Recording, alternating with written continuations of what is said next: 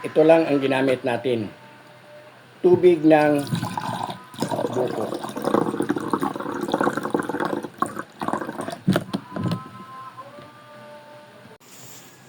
Kumain ka ba ng buko gaya nito? Kadalasan, ang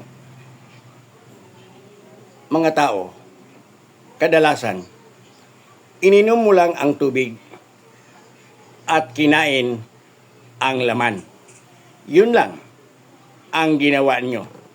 Ang balat or bunot sa Bisaya, coconut husk, itinapon lang ninyo dahil wala nang silbi para sa atin. Tingnan natin kung wala na ba talagang silbi itong balat ng niyog. Ito lang ang ginamit natin. Tubig ng buko.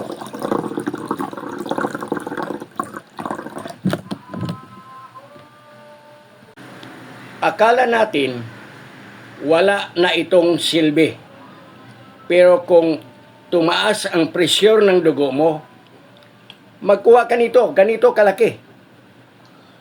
Slice mo, haluan mo ng 4 na basong tubig, pakuluan mo ng 10 minutes at inumin mo pag lumamig na.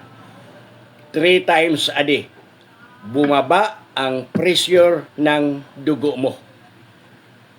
Hindi na kailangan ka bumili ng gamot. Ngunit kung nais mong talagang bumili ng gamot at yun ang inumin mo, synthetic drugs, ikaw na ang bahala.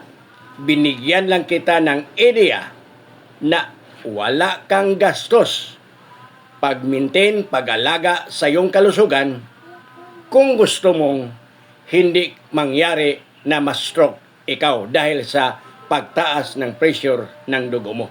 Ito lang ang coconut husk or balat ng buko. Slice mo lang ito.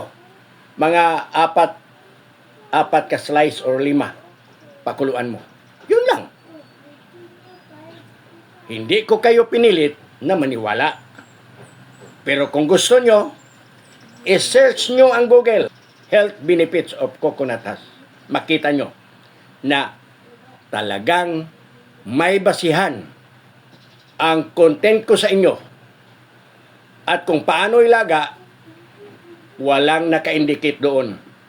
Ngunit pinag-aralan ko kung paano ilaga ito at inumin. Ba't alam ko?